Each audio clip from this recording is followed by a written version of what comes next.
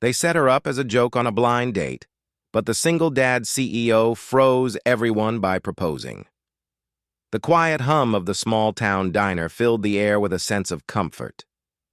Soft jazz played faintly from an old speaker in the corner, blending with the clinking of silverware and the low chatter of families enjoying their evening meals.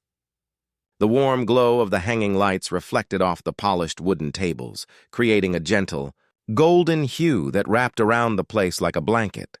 It was the kind of diner where people came not only to eat, but to breathe, to escape the rush of their lives and linger in a space that felt timeless. For Emma Collins, though, the glow of the lights couldn't calm the nervous rhythm of her heart. She sat at a booth near the window, fidgeting with the hem of her cardigan. At 30, Emma had grown used to the quiet routines of her life. Work at the bookstore, evenings with her sketch pad, and occasional visits to her sister's house, where the nieces always tugged at her arms to play. Life was safe, predictable, and a little lonely. But tonight was different. Tonight she was on a blind date. She hadn't wanted to agree at first, but her coworkers had insisted. They had teased her for months about being single, saying she was too shy, too serious, too reserved. Finally, one of them had announced they had the perfect match for her.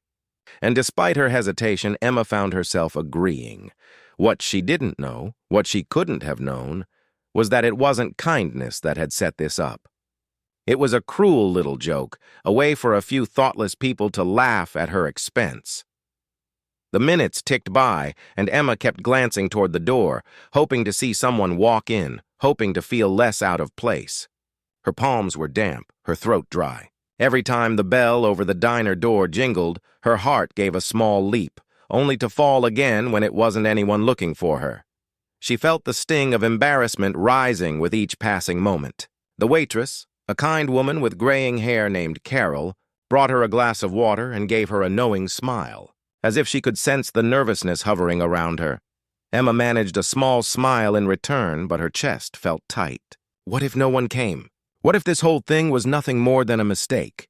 And then, just as the thought crossed her mind, the bell jingled again. A tall man stepped inside, shaking off the cool night air.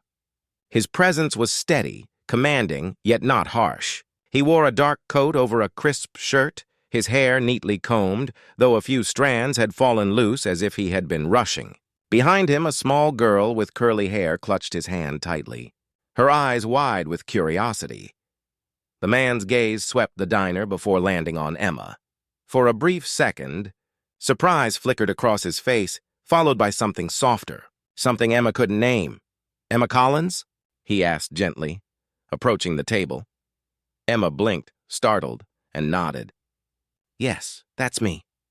"I'm Daniel Carter," he said, his voice calm and warm. "I believe we're supposed to be meeting tonight." Emma's heart skipped. Daniel Carter. She had heard the name before. Everyone in town had. He was the CEO of Carter Enterprises, a company that had grown from a small family business into a regional success under his leadership. People described him as brilliant, focused, sometimes intimidating. But here he was, standing in front of her, his daughter leaning shyly against his side.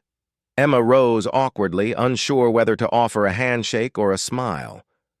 Before she could decide, Daniel gave her a kind nod and gestured for her to sit.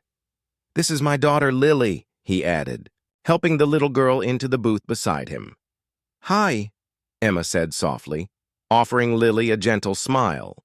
"It's nice to meet you." Lily peeked at her from behind her father's arm and gave the smallest of nods. As they settled into conversation, Emma's nerves began to ease. Daniel asked her about her work at the bookstore, and when she spoke about her love of reading and sketching, he listened with genuine interest. There was no rush in his words, no judgment in his eyes.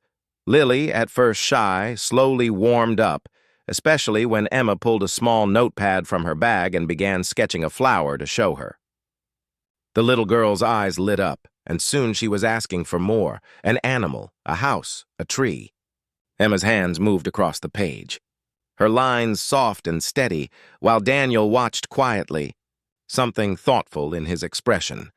For the first time that evening, Emma felt like she wasn't out of place. What she didn't know was that across the diner, two of her co-workers sat in another booth, barely hiding their laughter. They had expected Emma to be stood up, to sit awkwardly alone until she fled home.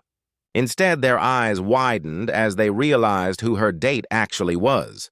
Daniel Carter, the man they had only ever spoken of in hushed tones, was sitting across from Emma, watching her with unmistakable attention. Dinner stretched on with a surprising ease. Daniel shared small pieces of his life. The challenges of raising Lily alone after his wife's passing, the balance of running a company and being a father.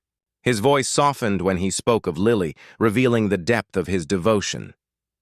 Emma, in turn, spoke of her family, her love of quiet moments, the way she found comfort in books and art. She didn't try to impress him. She didn't pretend to be anything she wasn't. And somehow, that honesty seemed to draw Daniel closer. By the time dessert came, Lily was giggling at one of Emma's doodles, a cat with a crown, and Daniel was smiling in a way that seemed rare for him, as if the weight he carried had eased, even if just for an evening. But then, just as Emma was beginning to believe this night had been a gift rather than a mistake, a harsh laugh broke the calm. Her co-workers, unable to contain themselves, rose from their booth and walked over. Well, one of them sneered. Looks like the plan worked. Didn't think you'd actually show, Emma. Thought you'd sit here alone like always. Emma froze, her face flushing with humiliation as their words hung in the air. She realized then what had happened, that this entire evening had been set up as a cruel trick. Her hands trembled as she tried to find her voice, but Daniel spoke first. His chair scraped softly against the floor as he rose, his height and calm presence silencing the room. He looked at the two women with steady eyes, his voice firm but even. "Is that so?" he asked quietly. "You thought it would be amusing to humiliate her?" The laughter faltered, replaced by unease. Daniel's gaze didn't waver. "Let me make something clear," he continued, his hand resting protectively on Lily's shoulder. "Emma Collins is not someone you ridicule. She is kind. She is genuine. She has shown more grace in one evening than most people manage in a lifetime." Then, turning back to Emma, his expression softened. The diner was silent, every eye on them as Daniel took a slow breath. "Emma," he said, his voice deep with certainty, "I know we've only just met, but I don't need months to recognize something rare when it's in front of me. You've touched my daughter's heart and mine as well. I don't want to let this moment pass." And before anyone could speak, before Emma could even process, Daniel lowered himself slightly, meeting her eyes with unwavering steadiness. "Will you marry me?" The word sent a shock through the diner. Emma gasped softly, her hand flying to her mouth. Her heart raced, her mind spinning. "Daniel, She hesitated, her voice trembling. "This is so sudden." "I know," he admitted gently. "But I've spent years surrounded by people who wear masks, people who take without giving. Tonight, for the first time in a long time, I feel at peace. You're real, Emma, and I don't want to lose that." Lily looked up at Emma with wide, hopeful eyes. "Please say yes," she whispered. Emma's breath caught. She thought of all the years she had spent in the shadows, overlooked, underestimated, laughed at. She thought of the warmth she had felt tonight, the kindness, the way Daniel and Lily had made her feel seen. Her lips trembled into a smile. "Yes," she whispered, tears welling in her eyes. "Yes, I will." The diner erupted in applause, the sound rising like a wave. The two women who had mocked her slipped away, their faces pale with shock. Carol, the waitress, wiped at her eyes with the corner of her apron. Strangers smiled, clapped, and cheered. Daniel took Emma's hand, his grip steady, his eyes shining with something deeper than words. Lily wrapped her small arms around Emma's waist, as if she had always belonged there. In that golden-lit diner, on what had begun as a cruel joke, Emma found the beginning of something she had never dared to dream, a family, a love that saw her, and a future she had once believed was out of reach. And as the night stretched on, the world outside cold and distant, inside the diner everything was warm, alive, and full of promise.